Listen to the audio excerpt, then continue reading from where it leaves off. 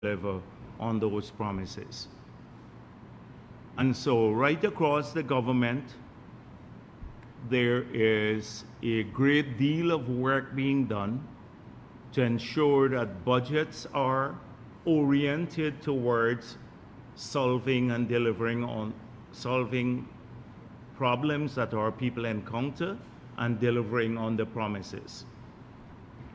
The traditional approach to budgeting, we had a meeting with members of the cabinet and the members of parliament, would not be acceptable, where people can just put in incremental growth in a line item. They have to justify their expenditure through programs, and the objective of each program in every ministry and every region in this country and at the NDC levels would be how they're responding to a particular need of the people. So we have spent a great deal of time doing that sort of work, and it's just as critical as being out there and getting, occupying social media space.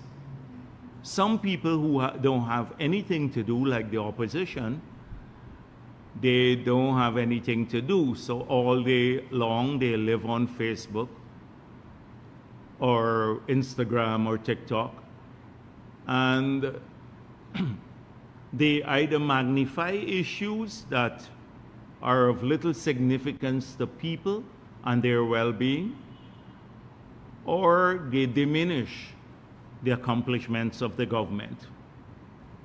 And a healthy dose of that opposition has been portraying themselves as victims, the Mohammeds, to avoid the accountability for their criminal behavior in the past, which spanned many years, but more recently, based on the extradition requests from the United States of America, cover the period between 2017 and 2024. So I just wanted to start by saying that President Ali right now, pursuant to that agenda, has gone to the Conference of Parties, that's COP in Brazil. And at that conference, he will represent Guyana, which he has done admirably at many fora, and we expect no less there. Given the depth of his knowledge on these matters and the eloquence in the portrayal of national positions. He did an interview before he left, speaking of the complex positions that we have on biodiversity or climate change and the preservation of forests. And our positions are, the global positions are complex because there are many players, and he pointed out about the global dynamics currently, which would be one that may not be that enthusiastic to pursue climate objectives. And how we are navigating the global imperatives, but at the same time giving national leadership to some very weighty issues. And the national issues have been translated into models. We had one, the low carbon development strategy, which has inspired many countries around the world. It has been wildly successful. We have raised a lot of money because of that model, the forward thinking in that model, that has helped many of our people. I just saw a couple of days ago that the Prime Minister opened a solar farm in the Essequibo coast. and there'd be several others being opened shortly in Linden and in Berbice that will bring renewable energy to the people. And those funds, or the funding of those projects, came from the initial LCDS, an agreement we had with Norway since I was president. That was like in 2009, a long time ago. And the funding, now we're implementing it. So it's making a big difference several years later to our people. And now the $750 million that we've earned has been transformative to the lives of many Amerindian communities, as well as creating a resilience along the coast to flooding and other climate-related adversities. So we are leading again. And President Ali has now taken the mantle of focusing on biodiversity too. And we had a conference here, an international conference, and we're working to try to see how we can monetize biodiversity instruments so those could contribute to the preservation of biodiversity globally, but also to assisting people who live in communities where biodiversity is at risk. So I expect at COP the President to continue to give leadership on these matters. Here, before he left, the President also pointed out that we are going to be doing a number of things. So very soon, he will make a number of announcements that will impact on the lives of many people and consistent with our manifesto promises. So we've made it clear that Budget 2026 will come early and it will have funding to do the things we promised.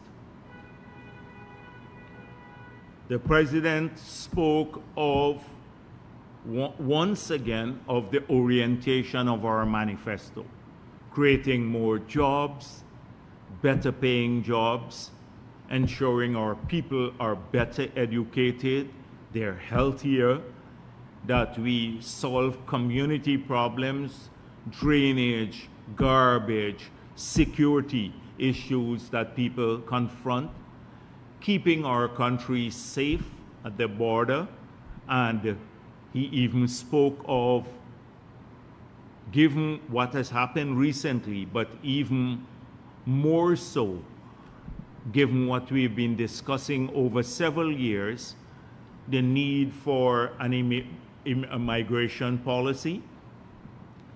We've already started a few years back putting together the project that is being implemented right now that will register every migrant, but also every other citizen, and we'll have their biometrics.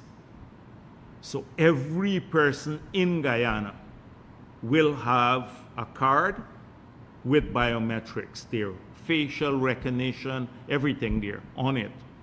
If you don't have that card, hard to survive in this country. You can't be working because the employers, people who employ you, will face serious penalties when they check their workers and they don't have that card. To open a bank account, you need a card of that nature. To remit money to another country, because some people send money back home, who are here, you'd need that card. So we'll know everyone who is here in Guyana who is non-Guyanese. And we'll have all of their details too. And with the cameras that we're putting in, as we said, we're planning for about another 4,000 of those cameras that can recognize people. So once we put in the biometrics there, they can identify anyone, anywhere in the country at any time. So we can keep our country safe. Further, we have to pass laws to determine what rights people are going to have here if they're migrants. We want people to come and work because we need that, like on construction sites where we have shortages, etc. But they can't change the nature of our society. And we've made it clear that we would have to think about people who come here and maybe they can have residency but not voting rights. This would be a debate that we'll have to have maybe in the constitutional reform process, but also at the national level about how much rights we're prepared to accord to people who come here, given that we want to preserve our country for our people too. And and this has happened. It's not anything new. It has happened in places like Qatar and UAE, etc.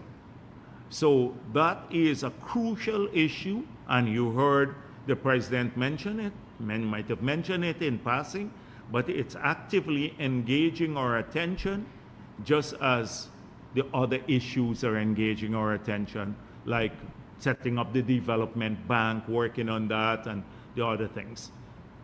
So these are very weighty issues. They will impact long beyond a single lifetime for our people.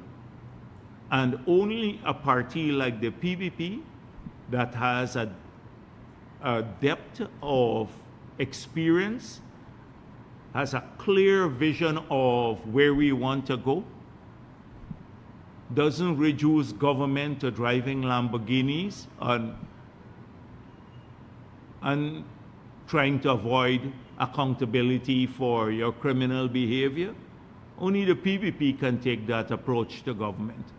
So all the shrill noise you hear and the psychosis and the craziness that comes from the other side, like every minute of the day, the world revolves around them. Guyana must, all their supporters and everyone must prevent the Mohammeds from facing accountability for their crime. When they were doing the crime and living well, they were not so friendly with all of these people that they want now to support them because they're now at a stage where they have to pay for the crimes. And these are serious crimes. And we'll come to that in a moment because they've been talking a lot. Before the elections, I made it clear to them. I said, don't come after the PPP. You have a right to run in any election. That's the right of any citizen. Once you qualify, you have a right to run. But do not come and after the PPP. They had to find a boogeyman so that people, and especially the stupid people, some of them who follow them, can't focus on the crime and their dirty basket of criminality. So the boogeyman is big bad government. We are being persecuted. So when people hear that, they become the victim. It's called misdirection. Everything, it's about what the PPP wants, that the PPP is pursuing them. So when you do that, you can't pay attention. You can't sit for a moment, relax. And I would urge some of the people who follow them, well, you can't help with those. But some of them just sit back and think for a moment about the crime. That is what they do every day. Well, it's not going to work any longer. I warned them, don't come after us. Throughout the campaign, they did. And then after the elections are over, we said we're moving on to other things, but they keep coming back to these issues now, printing themselves as victims. But we'll be able to see whether they're victims or a criminal enterprise.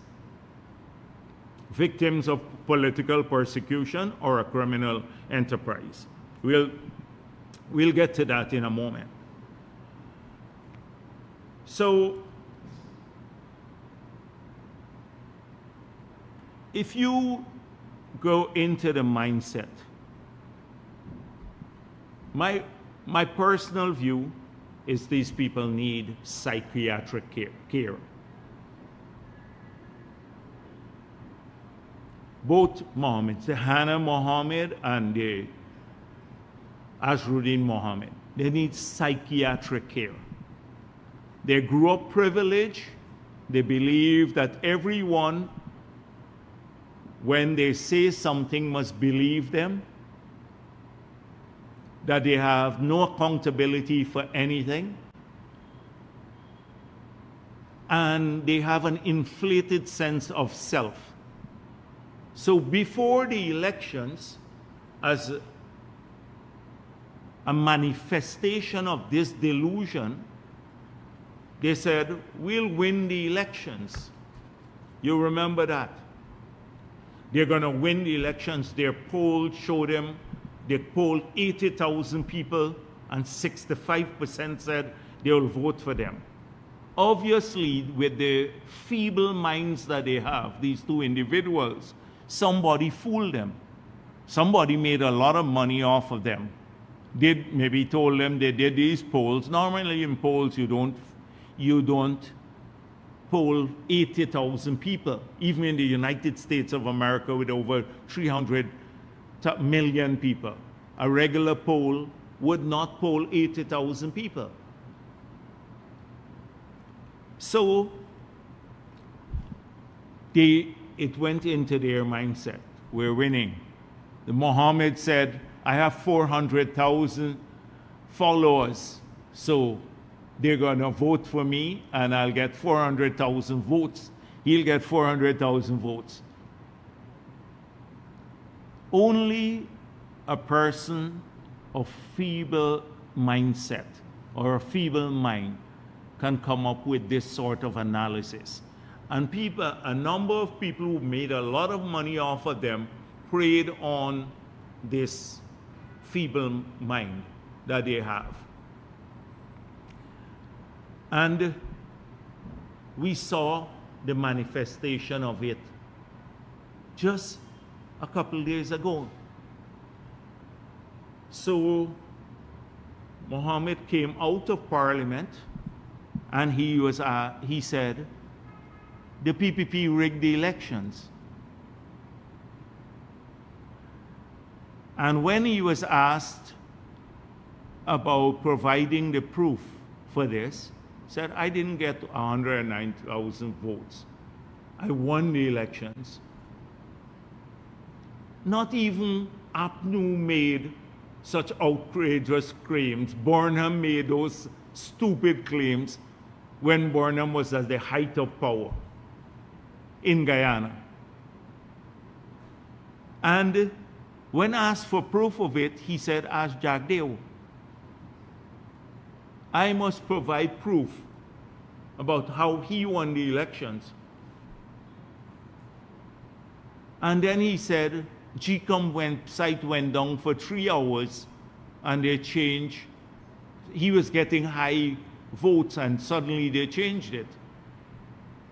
Nobody else has complained about that. Not the observers, not APNU, nobody else. All the SOPs were uploaded almost the same night. And do you know what is the appalling thing in this country? That the entire media that was around him didn't say, are you a madman? Didn't ask him, are you a lunatic? How can you make such an outrageous claim, which was then repeated by his sister, that the elections were rigged and they won the presidency? It's evidence of lunacy. Something got to be going wrong in your head, unhinged. And that is why I said before all of this, I said that the Mohammeds entered politics. They were told for one reason. They were told, they knew they were under investigation globally because it started since APNU, and their names were submitted to Guyana since APNU days, as Trotman confirmed. They knew when the sanction came in June of 2024 that ultimately indictment and extradition will come because these are serious charges. They were told by their lawyers, if you're in politics, the US may not extradite you or may not indict you, because the lawyers probably felt that if you're in, like in Colombia, members of parliament there have immunity. In Guyana's case, a member of parliament or even the leader of the opposition does not have immunity from prosecution locally or abroad. You saw when I was opposition leader, APNU came after me. I went to Sokou several times. I was basically arrested and taken to Sokou. So, the only position that offers you immunity is the presidency. And that's why he kept saying, people were calling me president before, since 2019, they were calling him president. And he realized that going into parliament now, that with all the pomp and ceremony, that it's not going to stave off. So his obsession is presidency. So he said he won the elections now. And he should be president, not Irfan Ali. This is a lunatic. And as I said before, he has a very mediocre mind. Mediocre mind. He, these one word or 5 word sentences that he crams before, I could see him mumbling there just before saying them. He thinks that was going to work and that will cut it. So how could anybody in Guyana, including his supporters and the dumb ones who all the time, defend that? And they will defend it. They won the elections. If your boss tells you this, you got to say, you got to be a madman to say that. Everybody else knows that. You got to be a madman, you and your sister telling us you won the elections and you were cheated. No evidence, but you can't provide evidence of it. I hope that his followers, all of them, let's see what defense they will come up, what evidence they will put up of them winning. At least APNU followers used to claim they had the SOPs and Norton had it locked away or something like that. At least they claim. Let me see what their claim will be from their followers, all of those people who they pay, and some of the Venezuelan trolls on their page that are hiding the IP addresses. A large number of the 400,000 people are Venezuelans. Might be a lot of them may have been directed by the state agencies in Venezuela to support him on that page. They're hiding their IP addresses and they're commenting there. So the Venezuelan trolls or his paid trolls or even the ordinary people who support him, those who support him. Let me hear what you have to say about that now. Is this not lunacy? Isn't this a reflection of a feeble mind? This is delusion at its highest level. It requires psychiatric care. And if people like him, they should refer him to psychiatric care. That's the first thing. But what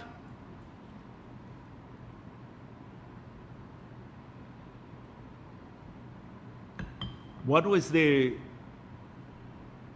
thing in Parliament? Can you imagine when Norton or the others say that? The barrage of when they talk about winning elections. The same media will ask them 100 questions. There are a lot of media there, they accepted this. Oh, Jagdeo must provide the evidence for him. You know, that how the elections were rigged. And they talk about obsession, that I'm obsessed with them.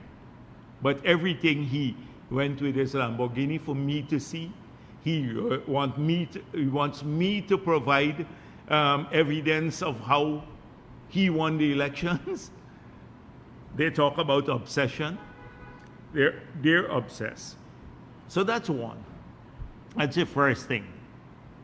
And this must, as the country must be asking itself, and a lot of those stupid people who follow him, what's going on here?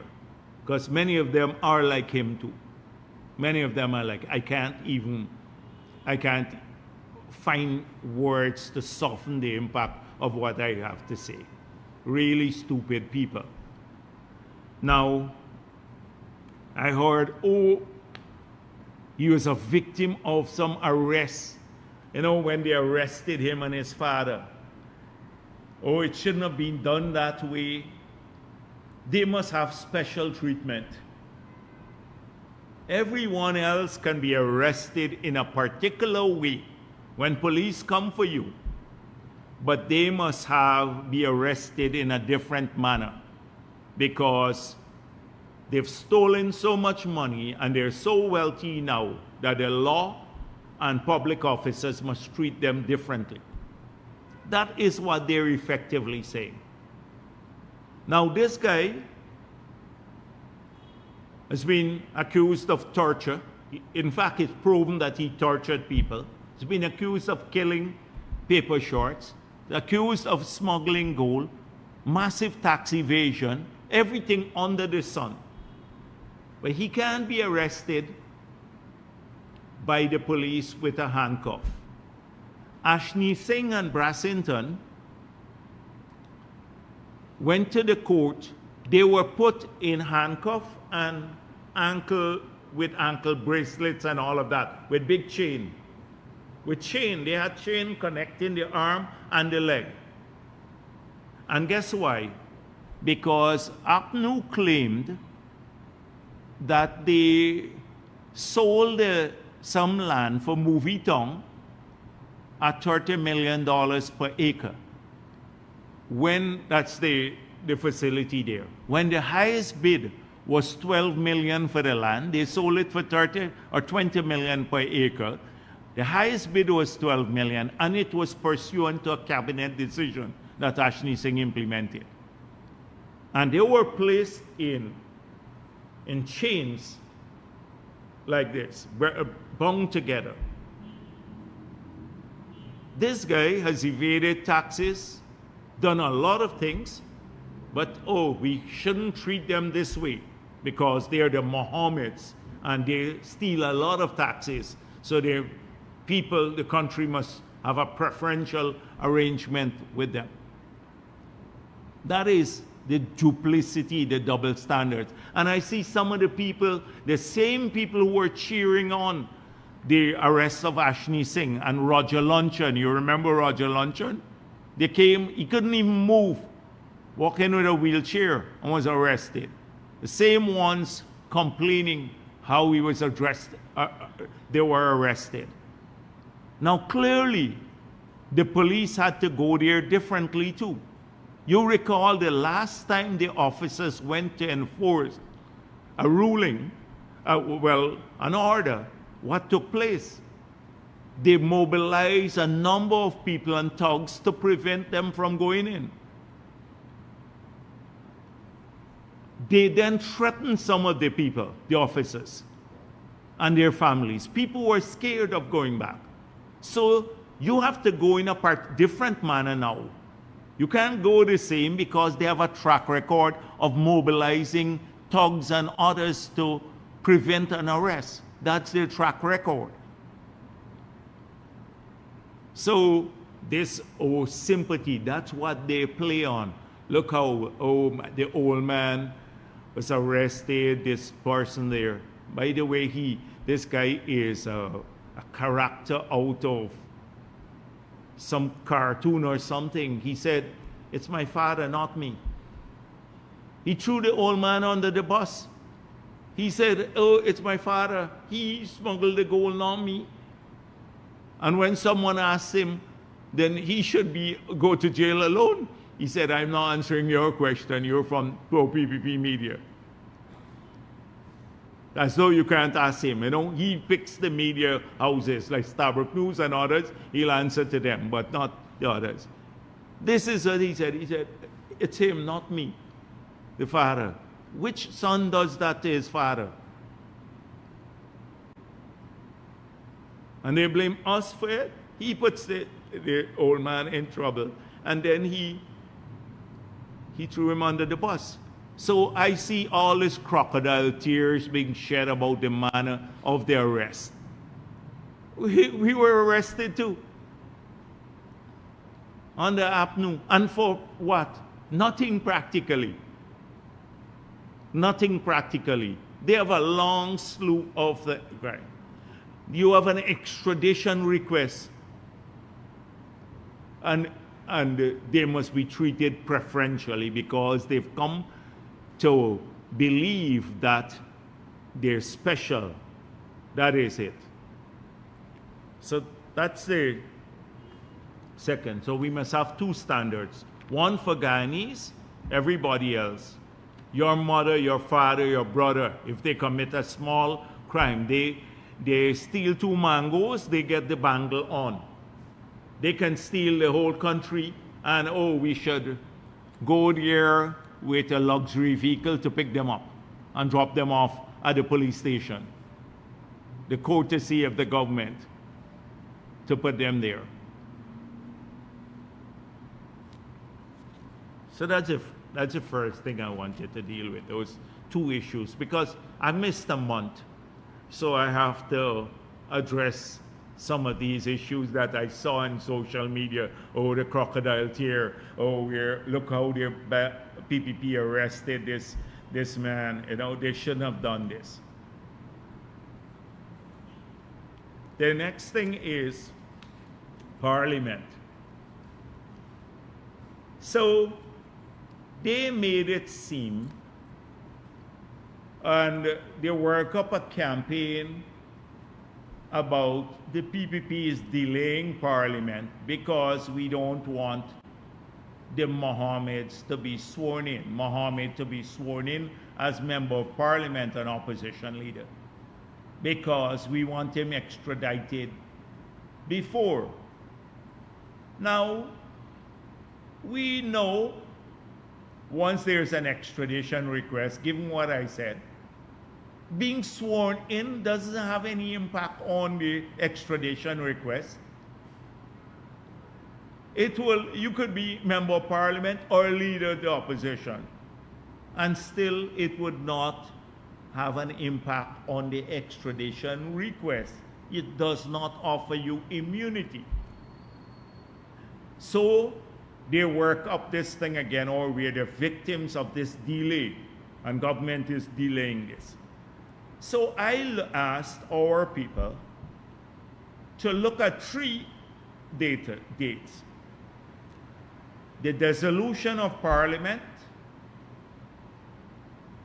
the election date, and the convening of the new Parliament with every term. And they went back over the years. Their people will not research it because they're too dumb to do that. So, in most cases, in almost all the cases, because you have 4 months from the dissolution, and that's under the Constitution, 1980 Constitution. So, up to the convening of Parliament. In most cases, not all cases, every government took the full 4 months nearly. So if elections were held early, like in one case it's held very early, you took 2 months to convene the parliament thereafter. Like in our case, the elections were held about 2 months after the dissolution of parliament, so we had another 2 months to convene parliament. If you held it like in 3 months after the dissolution, you had 1 month to convene parliament before it became unconstitutional. In most cases, every government, incoming government, I don't think APNU did that. They were so excited they went a month after, right? But remember, right, in 2015 they were excited. They're too stupid, right? They went immediately. You maximize your term. So if you have like 5 years, the 5-year term starts from the parliament is convened. So you take your time, you get a little honeymoon period, and you take as much before parliament is convened. It's done normally around the world. It's a stupid thing. No, it's about Azruddin Mohammed. Nobody wants to, we are doing this deliberately. Look at the historical record when there was no Azruddin Mohammed. And you will see that governments tend to maximize their term in office. That's why long before this, when the first press conference I had, I said that elections will be held in 2031. Because if you start the term, the 5-year term in November, you have constitutionally up to, I think, the end of January of 2031 to hold elections. So it had nothing to do with this clown. But again, the victim, we are a victim. All week long, whole day, that's all they're living on. Holding the parliament. We must work, we must help him. Convene early because we're so eager to have him, and the country is so eager to have him there. So that's it. It had nothing to do with Azruddin Mohammed. Secondly, he didn't go into parliament. He affected APNU. And you saw it in the parliament. But what happened the last time we left parliament? We left parliament when it was dissolved with a 1-seat majority and a fragmented and a unified opposition. A unified opposition and a 1-seat majority. We went into parliament with a 7-seat majority now after the elections, having won a landslide. 7 seats, we went back to parliament now the first day with 7 seats more than the other side. We only had 1 seat more, and an opposition that split into 3. Which party should be happy about it all? We're happy we went into parliament, and you saw that reflected in our faces. And we know, we made it clear we're going to work hard to grow that by 2031. And we know we're part of the executive. We have all these programs lined up to make sure our people have a better life by that time. So he is hoping that he wouldn't go away. He's hoping, Primus said, they can extradite him, they will not extradite his money. Primus, that's one truthful thing. Primus said, they will extradite him, but they will extradite his money. His party will grow here. What grow? What grow? The PPP is united, it's strong, and we're going to start not just our government work soon, but also political work across the country. And we're a formidable party. We're a strong party. We demonstrated that in the elections when all sorts of challenges from him came and people were saying we're a minority, we're going to be a minority. We surpassed all the expectations, all the negatives, and we emerged with one of the biggest majorities ever in the history of the country. We only had this 36 seats in 2006. That time, so that was who should be the party that's happy. So don't worry about that, you know. So he went into Parliament and then he realized that.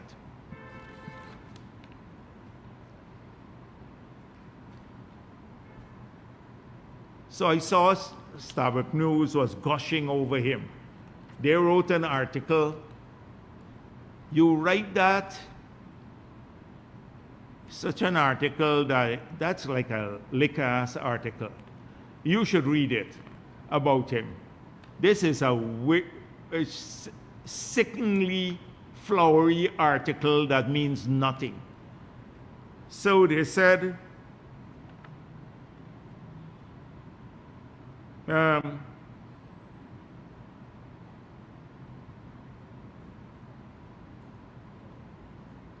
navigated, right? He navigated the proceedings with ease. So Mohammed showed like he had always been in Parliament, came out and he had this confidence and he navigated the proceedings with ease. Apart from the other flowery stuff they talk about. So he navigated, moving, walking from the vehicle, taking a seat down in the Parliament, getting sworn in and leaving the Parliament with ease. You know what's Parliament? I saw when Ashley Singh started reading out the bills, their eyes glazed over. Their eyes glazed over. At one time I agree with Chair Duncan. He said they were like they dropped their mouth open like this. They didn't even know what was going on. They didn't even know. Look at their faces. The 16 of them were looking like, what the hell is this? What happened to us? Where are we? Navigated with ease. They haven't even started the parliamentary proceedings. Navigated the ease parliamentary proceedings. Parliamentary proceedings are different than walking in and taking the oath of office. So when the proceedings really get going, like they started, APNU, with all its frailty, put in 40, I think, questions and motion. They put in 0 with their 16. This is pure nonsense. You know, only a media, and I'm going to come to the role of the media, especially some elements in the media a little bit later because they're bought out. And this happened in Colombia when Pablo Escobar bought the media out, some elements in the media. But I'll come to that in a moment. So talk about obsession with me. I brought it for Jagdeo to see. He came with a Lamborghini, right? That's a Stabrook. They couldn't say, so Stabrook, this was a big story in Stabrook. He brought his Lamborghini to see. I didn't even see it, but I heard it's nice.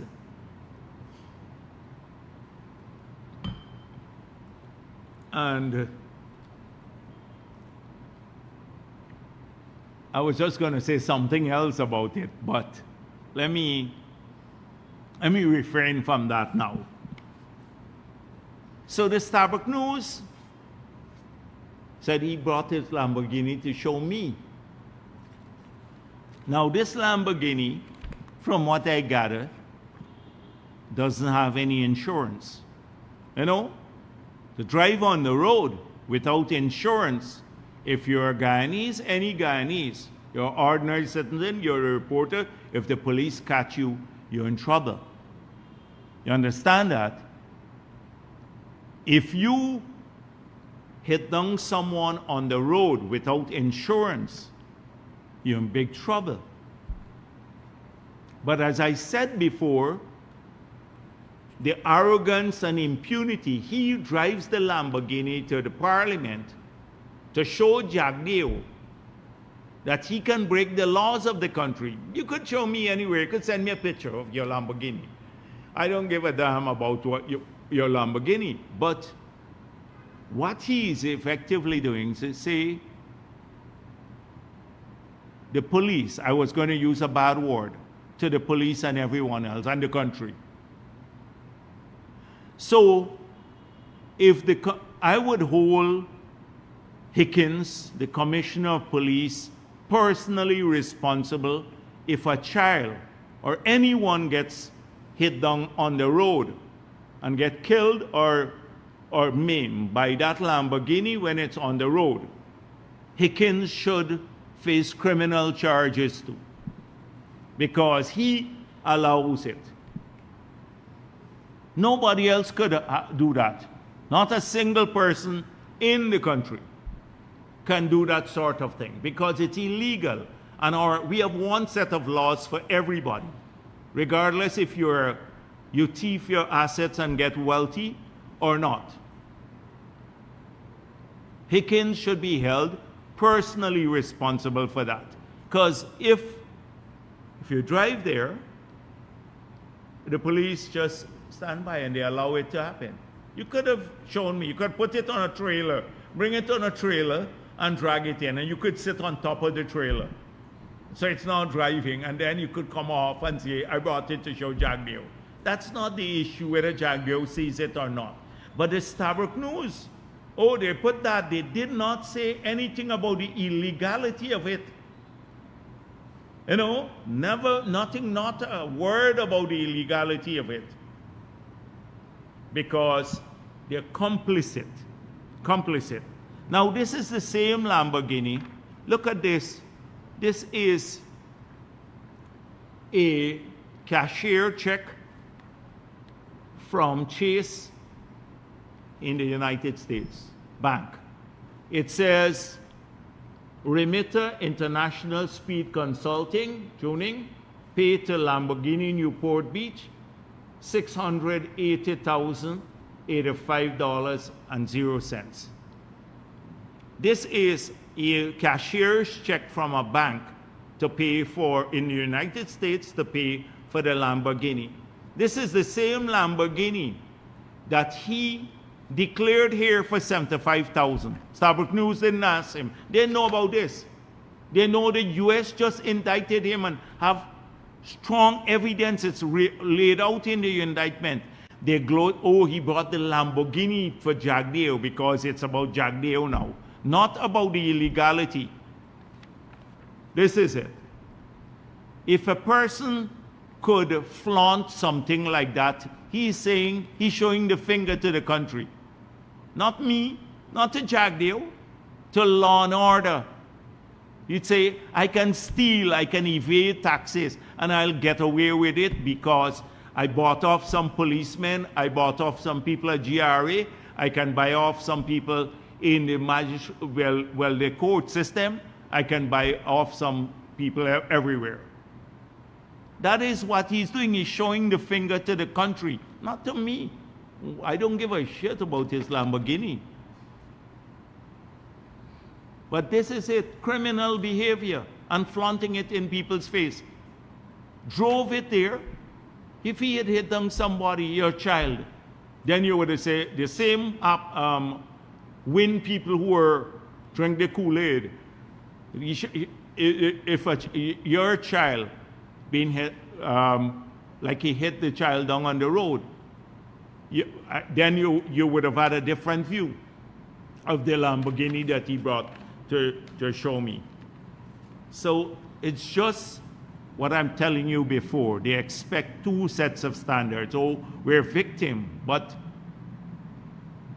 the arrogance that they have means that they believe that they can do anything in Guyana and get off with it because they've compromised people.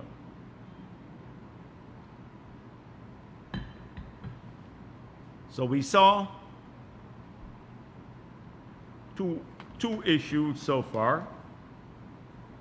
Now let's talk a bit about a third issue. It happened a few weeks ago, but as I said before, I did not have a press conference.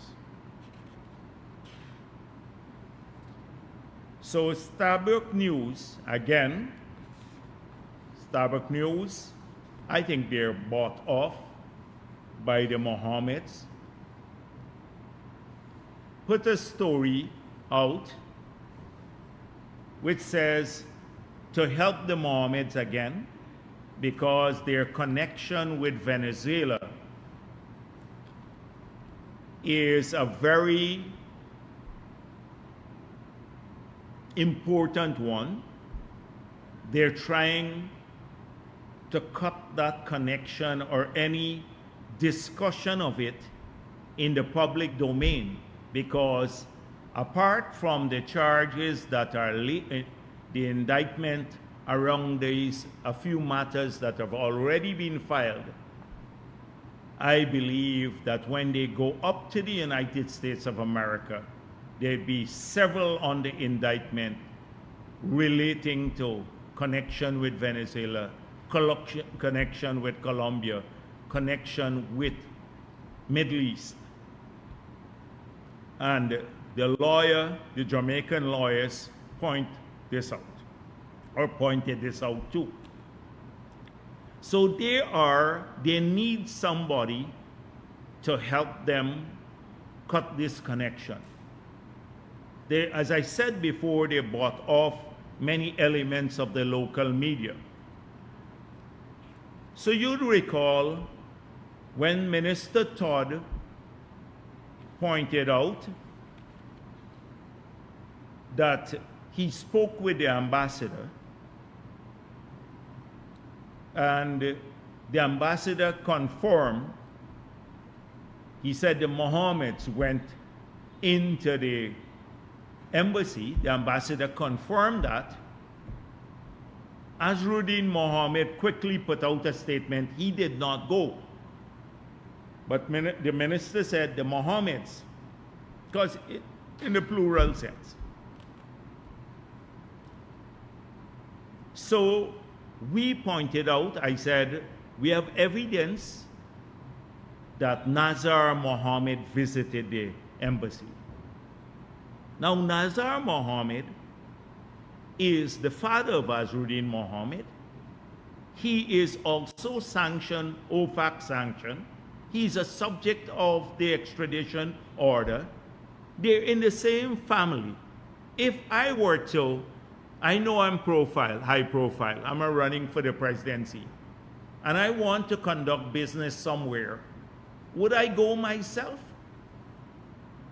If I'm going to negotiate something or receiving some information from somewhere, I can send any member of my family. They'll come back home and tell me what's going on. But when we put this out, their campaign refused to answer it. Did Nazar Mohammed go to the embassy? Nothing. Silence. Silence. Total silence. They run off in, victimization again, we're being victimized. The PPP is lying and all of that. The video surfaced of him entering the embassy. Even his people said, the video is doctored. So, Starbuck News comes along and tries to help him now to cut the link, because obviously the United States now watching people who are connected to Venezuela. They need somebody to help cut that link.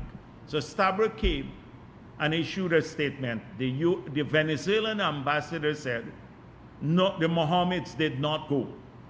Nazar nor Azruddin Mohammed never visited the embassy. So obviously they think that that will go to the United States, and then they would say the PPP was lying.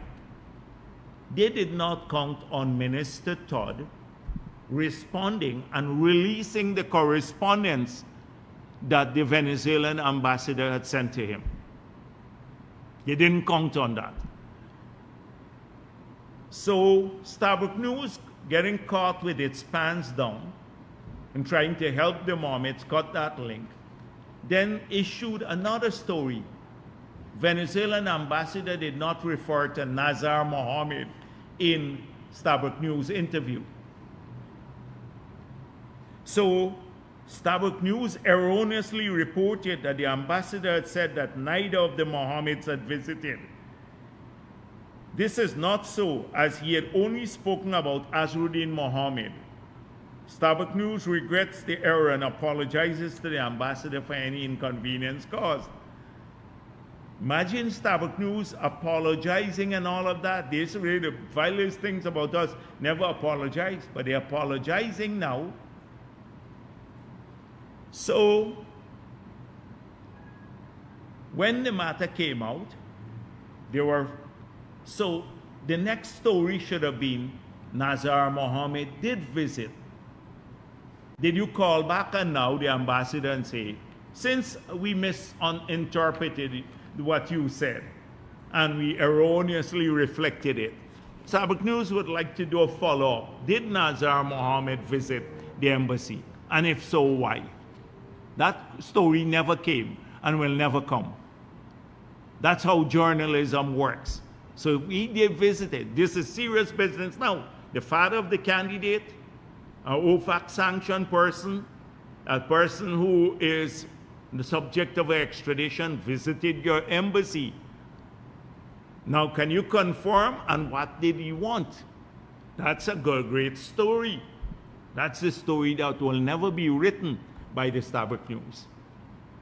Because their objective was not to elucidate or bring information. It was to help the Mohammeds cover this surreptitious visit to the embassy. And it was surreptitious. So let me tell you why it's surreptitious. Because the ambassador released to the minister a document purporting to invite Nazar Mohammed to Venezuela to a youth conference. That's the father to a youth conference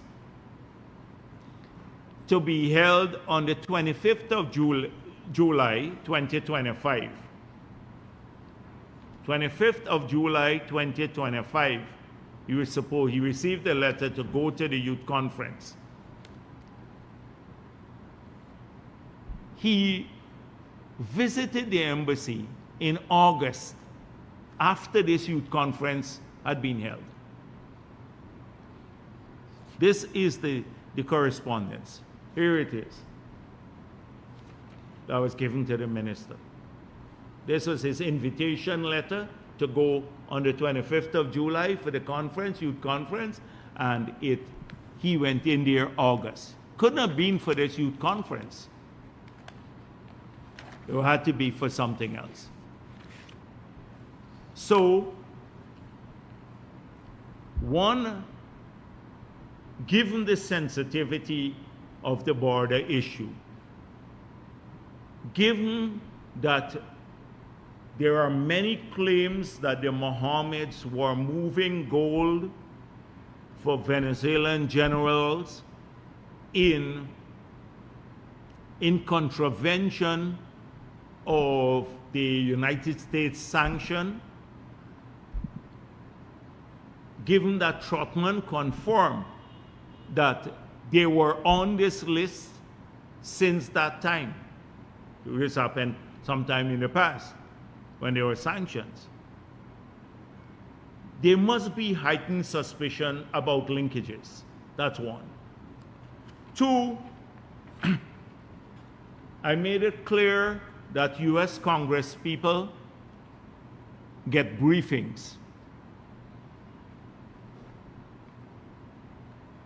And when these two Congress persons made these statements, we were told that the PPP tell them what to do. Not that they may have information that's not yet available to us, but available to US intelligence agencies. So, one, Carlos Jimenez said, in the US Congress, we are alarmed by the regime in Venezuela's attempt to undermine Guyana through its pro-Maduro puppet candidate Azruddin Mohammed, who is sanctioned by OFAC. Maria Salazar, we remain deeply concerned about efforts to undermine democracy in Guyana. As a strategic ally of the United States, Guyana deserves leaders who respect democratic values. Linking the two. So first we have connection, maybe a potential connection through gold smuggling. Secondly, here we have all of these statements.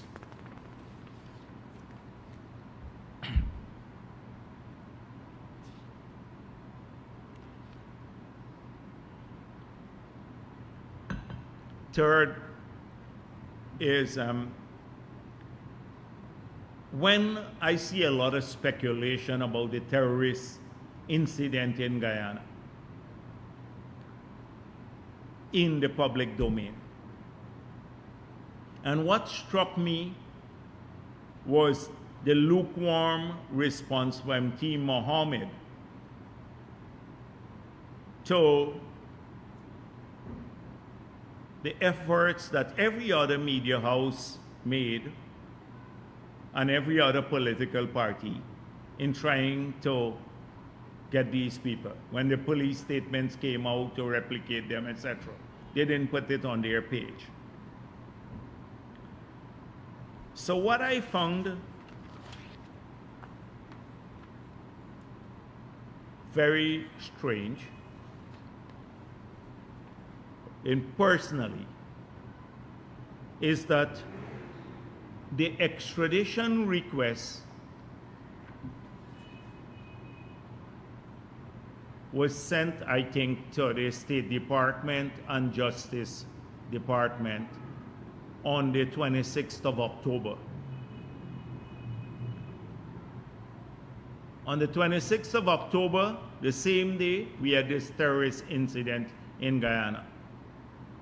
On the 27th of October, they were signed. On the 30th of October, we had the extradition request. Now, before that, we had Odessa Primus on the 28th of October saying a big distraction coming within the next 24 hours. So clearly they knew, obviously from their contacts in Washington, lawyers and stuff, that the request was coming.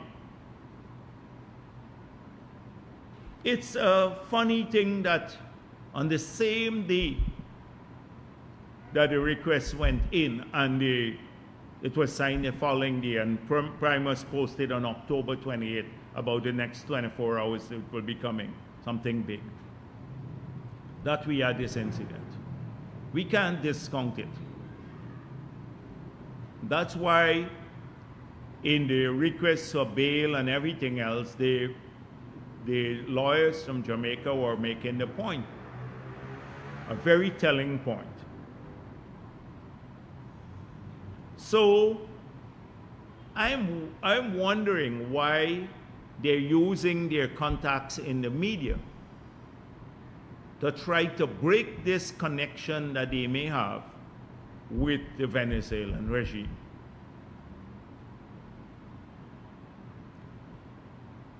Now,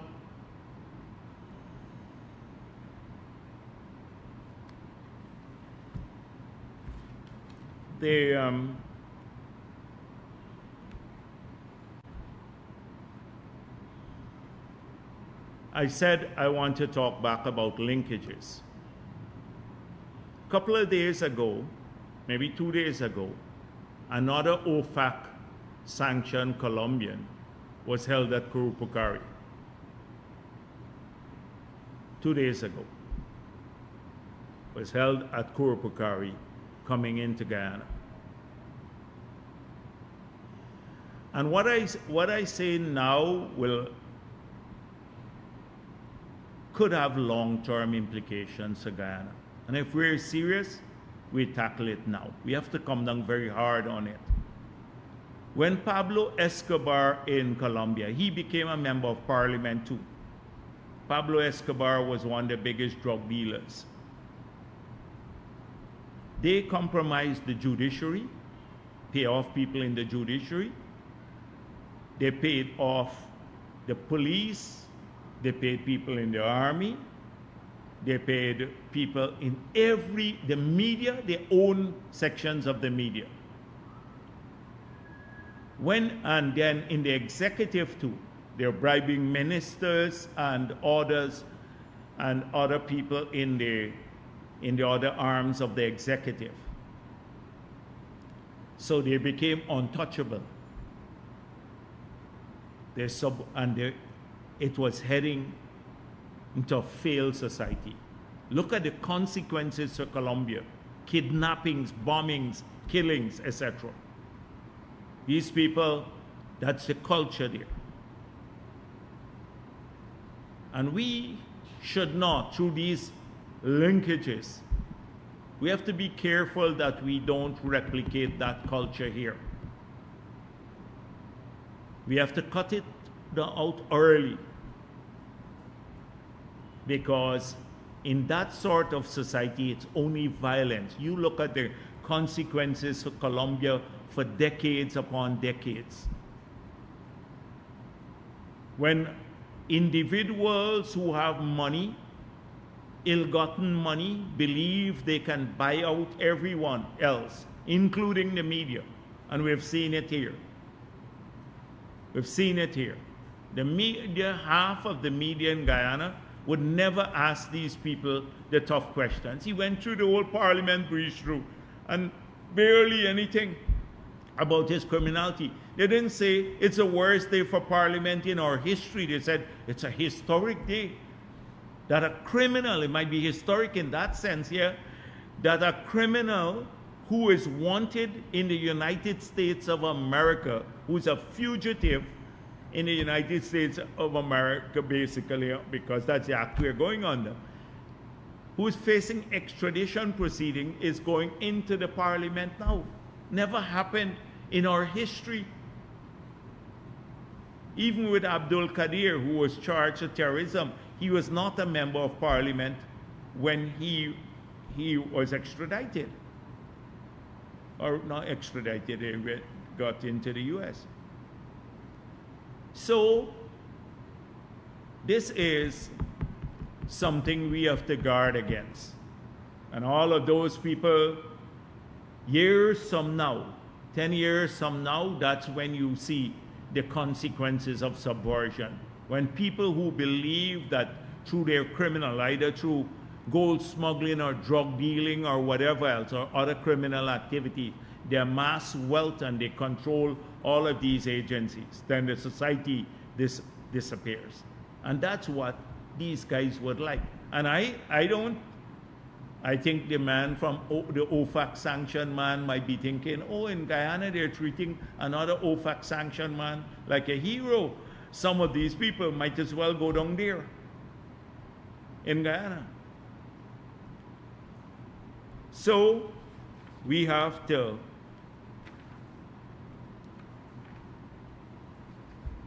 look at that. It's not just the media. Look at the cover-up from political operatives. So APNU is compromised. APNU, I'm convinced the leadership, and some people in the leadership, not all, they took money from the Mohammeds. So it's not just media, it's not just executive bodies, it's not just judiciary they go after. They buy political parties. And I believe they bought APNU. They bought APNU. That's why APNU did not put up a resistance in the elections. They bought leaders in APNU. Darren Wade said he was told, instructed, or basically he saw clearance and from the leadership of APNU to go and defend their competitors in the elections. Why do you think that when they were arrested, APNU didn't say a word about the extradition, the illegality, nothing? They talk about the manner of arrest, but they arrested Ashni Singh and Brassington and put them in chains. They were worried about the manner of arrest of the Mohammeds, because Mohammeds got money, so they paid it to APNU. Look at the lukewarm, nothing that comes from APNU now. They compromise the leadership. Trust me, just think about a PPP member was facing extradition proceedings. how APNU would be all hot under the collar. They'd be running about. They'd be orgasmic everywhere. They'd be that way. That's what they'd be doing. In this case, oh, you shouldn't have been so harsh with the arrest. That's the only thing that came out from APNU. They're compromised. They are bought. They're bought.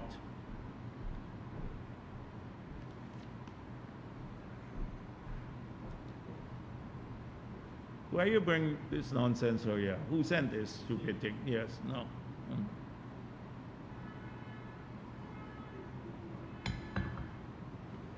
So I'll deal with that in a moment. Yes, so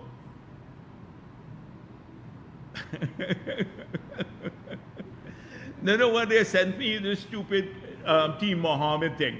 Imagine a vice president would sit and rant over 1 hour about a Lamborghini. For Christmas, I'll give you the car once the citizens receive their cash grant. You won't give me the car now. I don't want your car. You won't give me the car, the Lamborghini. I don't want it. I want you to pay the taxes. I want you to go and face accountability for your crime. That's what I want. He wants to give me the car now.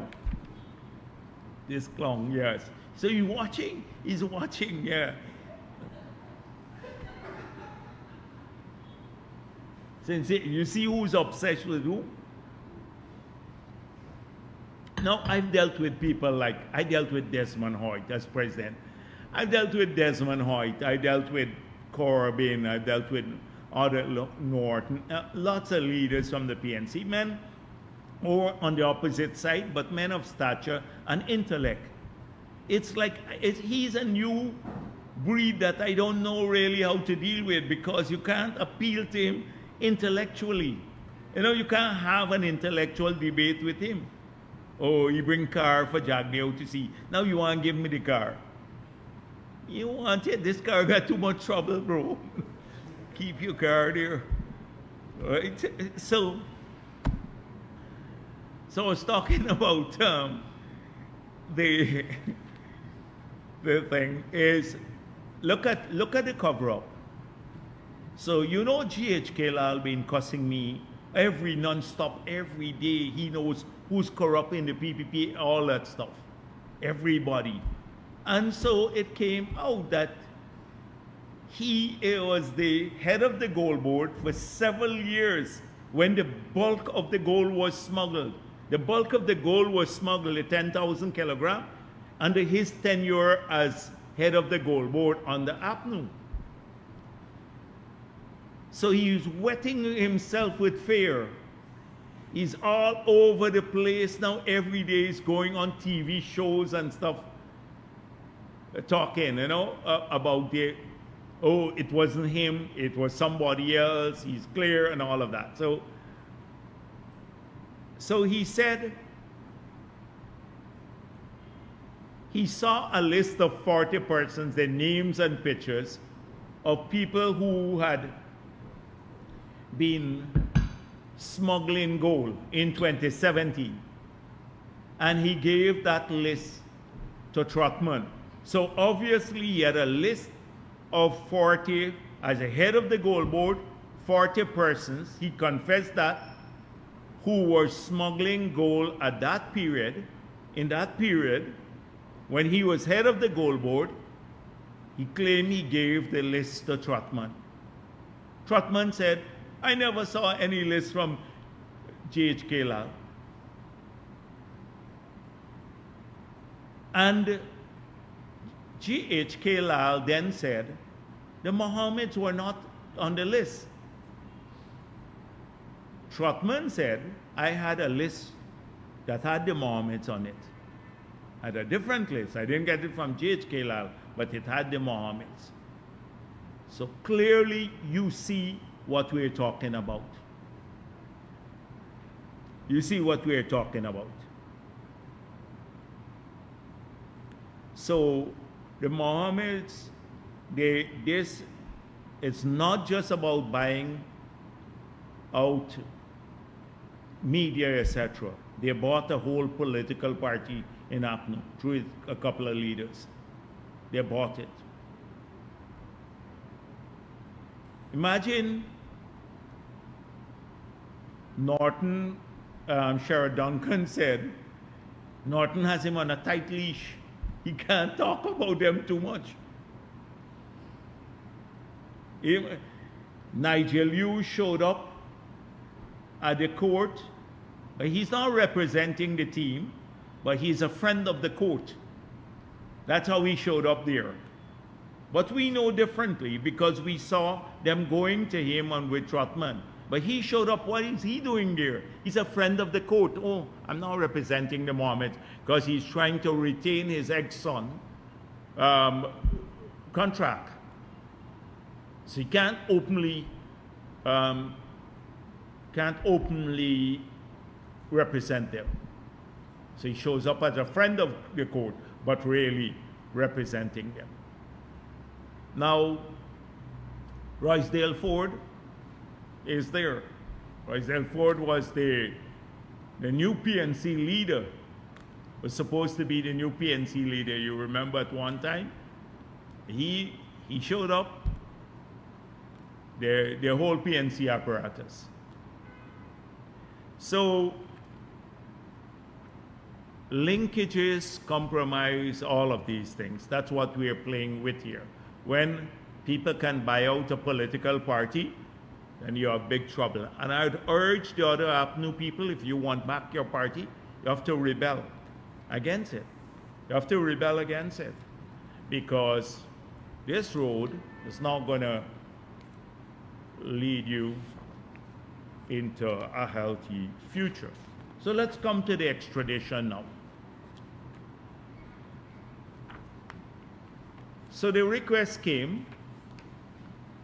So they like to say, oh, the PPP really bring in this request, and oh, the PPP is, everything is PPP. PPP investigating, now the PPP was investigating.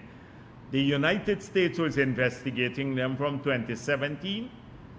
So now, even before we are in office, the indictments were brought before a grand jury of a large number of people in the United States of America. They believe that there's sufficient evidence to convict in the United States of America.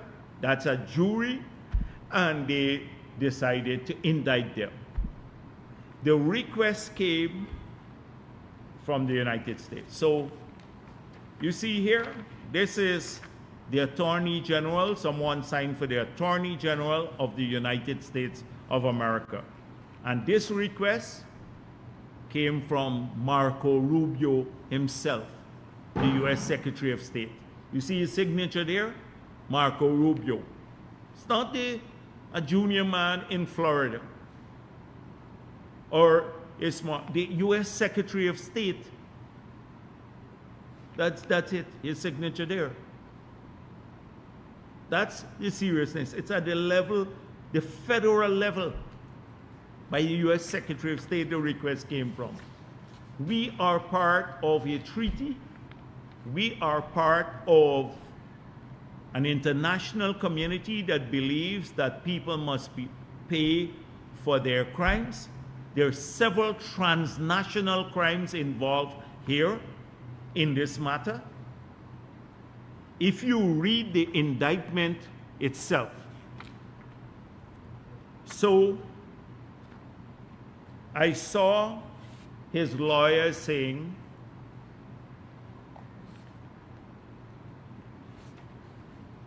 this is the Durjan man saying, the offenses for which Azruddin and Nazar Mohammed are wanted in the U.S. are not extraditable offenses under the laws of our land, nor under the treaty with which we have an arrangement, he stated. He said the bail was an affirmation of judicial independence.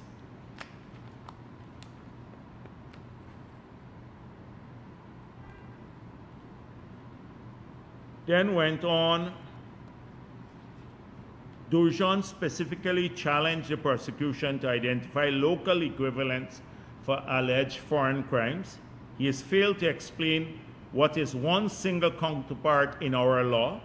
What is the counterpart in our law about mail fraud, Durjan stated, concluding that there is no law in Guyana that addresses mail fraud, and it's not extraditable.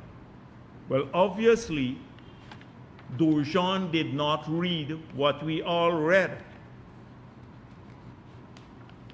because these are the documents that everyone has. These are the documents in the public domain. And they were charged in 3 areas, 3 sets of charges: conspiracy to commit mail fraud, conspiracy to commit wire fraud, and conspiracy to commit money laundering. Money laundering is an offense in Guyana, a serious offense, and it's an offense in the United States of America. It's extraditable. So clearly, Durjan remained at mail fraud. He didn't read the very document that's in the public domain, which speaks about committing money laundering.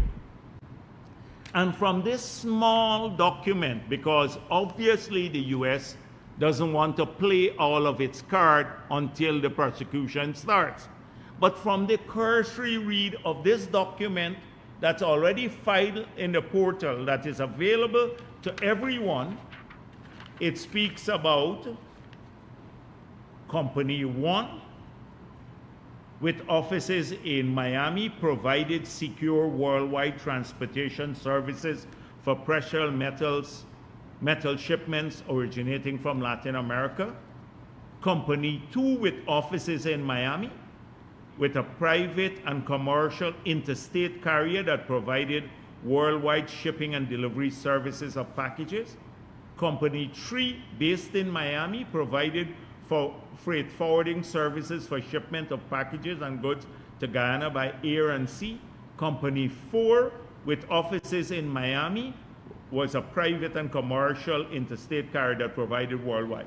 4 Miami-based companies that were involved in moving money and gold and empty boxes to facilitate the illegal shipping, because they are bringing back the empty boxes so that they can put gold in and use the same old documents. These companies based in the United States were all part of the network. So it's transnational in nature. It doesn't involve only the Mohammeds. It involves companies based in Miami. So 1, transnational; 2, money laundering, because money laundering is movement of any money through there, and money moved from back and forth. Gold was moving back and forth. They were bringing empty boxes, doing a lot of wickedness through a lot of the companies here. Read the document yourself. So I can't imagine that when this goes to the court, having looked at just this without even the evidence that they are going to present in court on the 10th or submit, that all the magistrate has to find is that the offense has a counterpart abroad, right? And money laundering is an offense in the United States, and it's an offense here. And this here tells you they have enough evidence, even without them submitting the details of it, because prosecutors like to hang on to detail until later. So they don't have to try this case in Guyana. That's not the purpose before the magistrate court, to try the case in Guyana. That has to be tried in the United States. All the magistrate has to find is that the offense that they're being charged for in the United States will have a counterpart here. So he said, Durjan falsely said, oh, there's no counterpart to mail fraud, but there's a charge here for conspiracy to commit money laundering. And even the mail fraud is and wire fraud. There are means through which money laundering can be committed. So this is a serious matter. But the Durjan himself, they're hoping to drag this out. This is what he said. did not rule, Urjan did not rule out moving to the Constitutional Court before the conclusion of the hearing on whether there was sufficient evidence for the Mohammeds to be extradited to the US. So they wouldn't be jumping on a plane tonight or next week or just now. There's a process, a lengthy process that has to be completed. That's what they're hoping. They're going to use blocking techniques to delay it all over the place by filing frivolous lawsuits everywhere, going to the Constitutional Court, etc. That's what they're hoping. They know he will be extradited. Urjan himself said the process, a lengthy process that has to be completed. And it will be completed. And they will be extradited because the offenses are clear. So, and as Primus said, they're not taking their money with them. They're only going themselves. You know, Primus has made it clear they can go, leave the money here. So today, again, to facilitate, because of the international treaty that we have, you saw their charges, the criminal charges related to the evasion of taxes were withdrawn. And the GRA has put out a statement. And so suddenly they're overexcited. They posted about 20 things. We told you it was not about the taxes. It was about them wanting Asruddin to go abroad and stuff. Well, it's about both. You got to face accountability for transnational crime, and he committed several abroad in the United States too, based on their law, and they have a counterpart crime in Guyana for what he did there. That's one. And two, it doesn't, the civil remedy for the taxes is already being pursued. They got the demand notice for the $191 billion already, and that came up as calculated based on the penalties. That's not going to stop this. When you go to recover taxes, you can recover taxes through a civil procedure, and then a criminal procedure. You can then charge people so they go to jail for the evasion of taxes. So the withdrawal of the criminal aspect of it doesn't preclude you from going after the money, the owed taxes, in a civil court. You have to pay the taxes. It's two different things, but for the feeble-minded, Hannah and the others, they don't understand that. They jump on it already. They don't understand that. The lawyers here are advising us. It's out of the hands of the politician, but they are really good lawyers. And so, what was a little,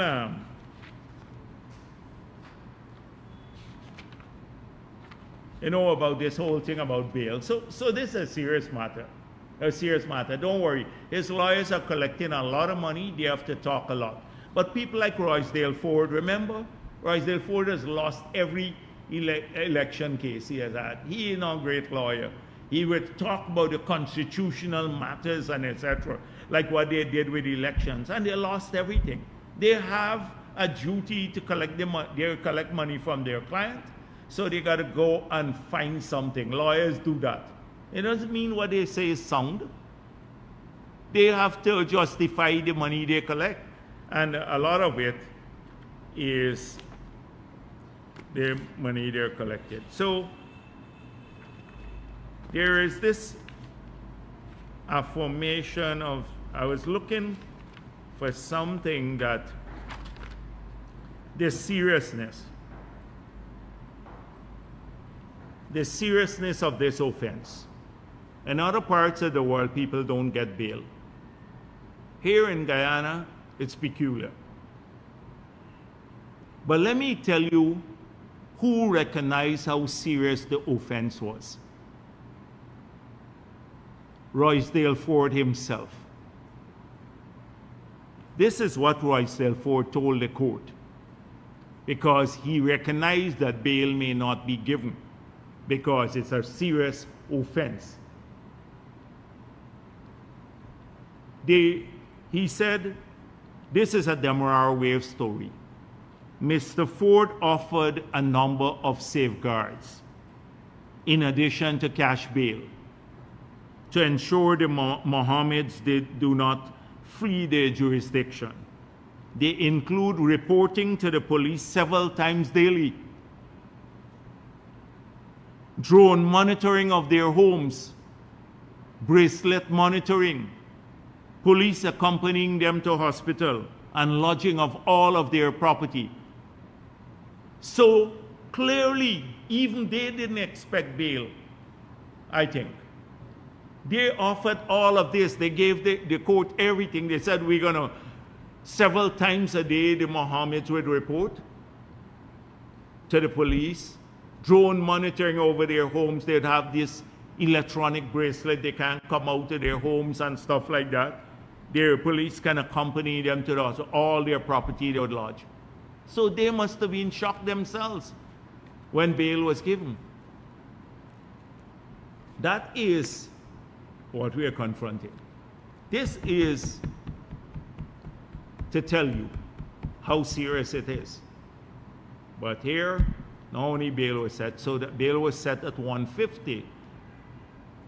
A cash bail, because you didn't need to get a draft. It was Friday afternoon.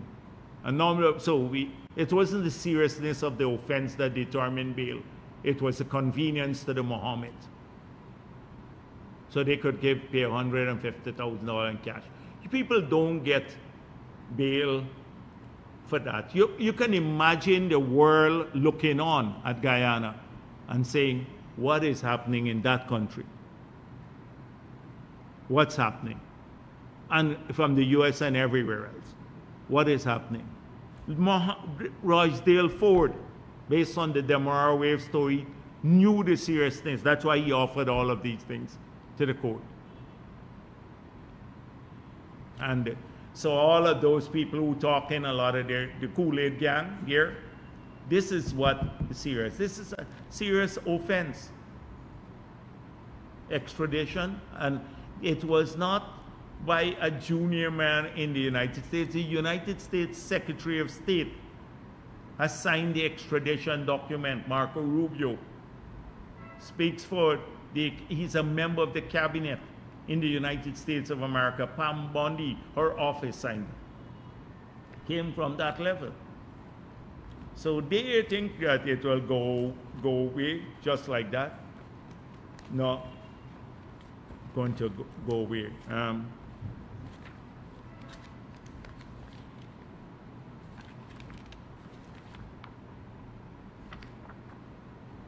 Let me come to some positive things now.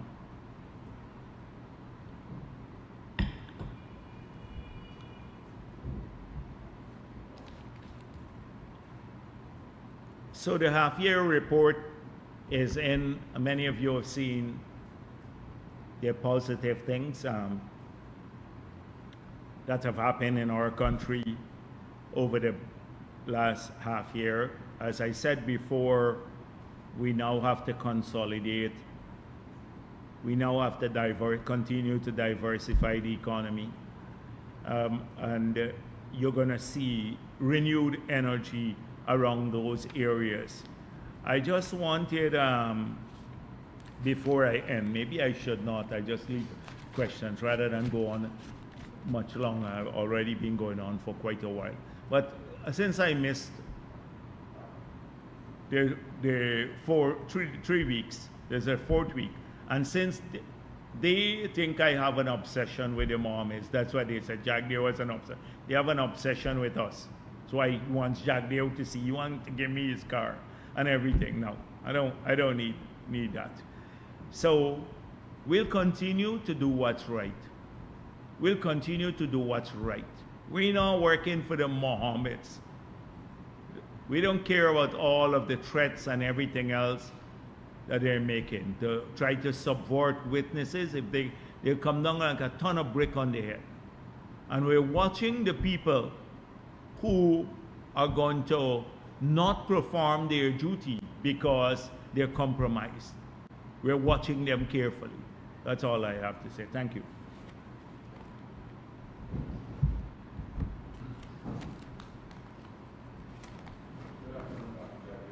Mick Rodriguez for Daybreak News. Just to depart from the Mohammeds and deal with some serious issues, business people are still complaining about access to foreign currency. Sometimes when requests are made to banks, it's taking upwards of 3 weeks to have their requests processed. Is the government monitoring this? And we are monitoring it, and as I said before, you have people who put in multiple requests. A lot of the businessmen, when we look at the framework, we see multiple requests. They'll go to 5 banks and put in the same request at several banks. So we have that. We have a number of people still think they can beat the system, especially people, not the Guyanese so much, you know, the groups that we're looking at, to create leakages to pay for goods going to Trinidad. We still have that as a big, pressing issue. 3 weeks to get their money. If you go to Trinidad, it takes you 6 months to get a few $100s, maybe a couple $1,000s. 3 weeks, if they have good relations with the banks, then they get resources. We have adequate funds to inject in the banking system. We have adequate funds to inject. There is a bigger shortage of notes though, and that pushes up the price of notes, like the exchange rate for notes versus the bank drafts. And the reason is that the illicit users, they want to buy the notes because they can't come through the banking system. So some of these companies, like some Chinese companies and others, they go and buy the notes. They're prepared to pay more for the notes. So it's creating a shortage of the notes more because they can't come through the formal banking system. So we've been seeing that.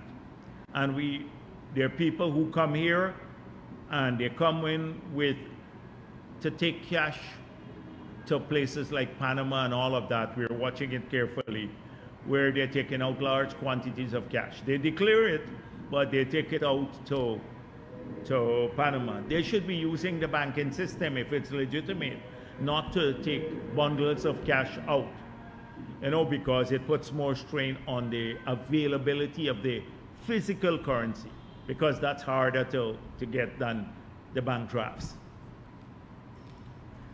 Good afternoon, Vice President. Kiana Wilberg for the Starting Point podcast. You spoke during your introduction or presentation that we have to be mindful or guard against, rather, the Pablo Escobar phenomena taking over Guyana. But I want to know if you've already thought of crucial steps that your government will take to ensure that Guyana is impervious to this phenomenon. That's my first question. Yeah. So clearly you have to have an anti-corruption framework. That's why I said that we need to have investigations done in the Gold Board, at GRA, and within the police force to see those people who may be receiving money from this criminal enterprise, that's the Mohammeds and others, and compromising their work. We need to do that, and it must be institutionalized. Station needs to do that, and within the police force, the leadership of the police force and the Gold Board and the ministers, they need to do that themselves. They have to have a full-fledged investigation of all of these things, the linkages, and people must face consequences. That's one. It's not limited to these 3 agencies. It should be also in the judiciary. It's harder there because, that's an independent branch of the government. But we have to put in place safeguards in the judiciary itself. And then with the media, which is often the biggest cheerleader for these Pablo Escobar types. Some of them, it's hard to track the money because they collect it, in a way that it's hard to track. Doesn't go through an institution. So it is, and in this, like in Guyana's case, we're never going to be able to, government to deal with that. So you have to just expose people, and you can see the orientation on the basis of the reporting. Any sensible person would know. Why would Nazruddin Mohammed say, I'm not answering your question because you're pro PPP.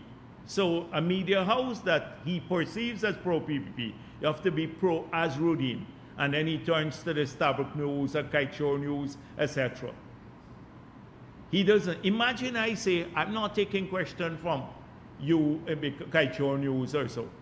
People would say, what the hell is going on with Jagdeo? He's a member of parliament. He can't, this guy, you can't pick and choose. He doesn't want to do that because the tough questions will come. He doesn't want to answer that. And the others will give him softball, etc. So it's exposing. You know already who they are. Look at those articles. Every time, just when he went to the court, the Starbuck News again, supporters strung Mohammed outside the court. Not that this guy is going there to face extradition proceedings for criminal behavior. Anywhere in the world, that would be the story. Oh, the supporters strung him. What kind of supporters? The people who collecting their 20,000 and went back home. They went back home. Like the 20 who went to the convention center outside. The 20 persons who went there after they called on them to come out and witness this historic day. 20 of them showed up there. Even the new dispensation that we're seeing in the 13th Parliament and its makeup, you alluded to the importance of political savviness when you spoke about the reconvening of Parliament and so forth. Will your strategy now see perhaps less presence here in terms of your General Secretary engagements and more of a presence in the Parliament? Will we be seeing you more there? In Parliament?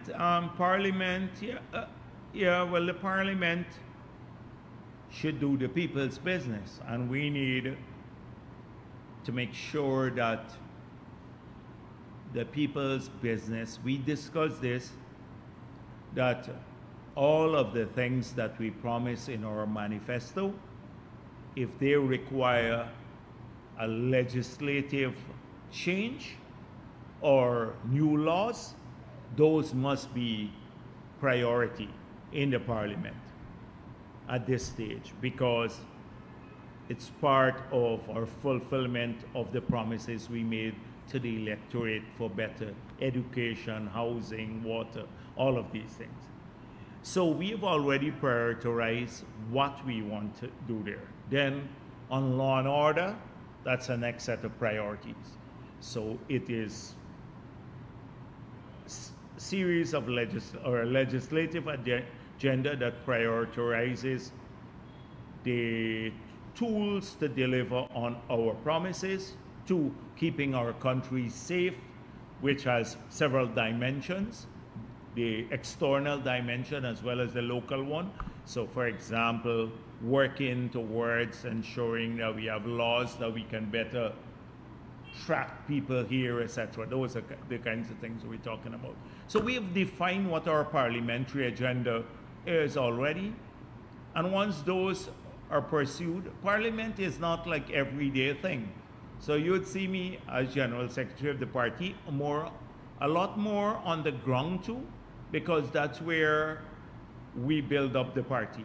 I made it clear, a lot of young people for training for the next generation of leaders, a lot more women in the party, the women's movement. We got to expand the women's movement. We have to build on our support in many communities that are not historically sympathetic to us, the Afro-Guyanese communities. in the Amerindian communities, we have to respond to a lot of young people because a lot of them have asked for different sorts of things than just the road. They don't want a road. Many of them want more training opportunities. So being sensitive to that. In the Indo-Guyanese communities, they want to make sure that they also are, that we don't neglect those communities. That's a strong part of our base. So we're going to be a lot on the ground. So they got pipe dreams about 2031. They got a lot of pipe dreams about 2031. Let me tell you, they don't understand. A lot of the people, the first time impact is different. The novelty thing wears off. People would see their performance in Parliament. The novelty wears off. And people will go for stable, secure government that progressively takes care of our people. Jobs, security, education, health, etc. That's what we are offering as PPP. Thank you. Finally from me, Vice President, you alluded to the agenda that the government will be rolling out in Parliament. And I was wondering if you can give us some insight on the legislative agenda for the oil and gas industry. I know there's been a lot of focus on developing gas. Yes. So what can you if tell us that about requires legislative changes, then fine. But there are some regulations that we now need to put in place for the main act that we passed, and also on the environmental side, the one on pollution. Those are the two acts that we need to complete the regulations for. If we need further legislative changes to facilitate the growth of the gas sector, that will be done to monetize and democratize the opportunities that we spoke of, like fertilizer and the cooking gas, and promoting Guyanese ownership. Should we need legislative changes, then that will be done too, to structure the companies in a manner that would allow us to get Guyanese ownership of those companies. We may move forward there too with legislative changes. Local content, definitely. I saw the president of ExxonMobil here saying that might not be, and you may not need to move the percentages up or change the law. Well, we believe it has to be changed. I disagree with him on that. We are going to be having that conference, and that will require either through the regulations, or if the core act has to be changed, we'll change it. So it will be agenda driven. A lot of what we need to do will be, they would have a legislative arm. Jarrett, first question, the mid-year report, your reaction to the increase in money supply, increase in the non-oil economy and so on, specifically. And a question on biodiversity instruments, which you mentioned in your opening statement.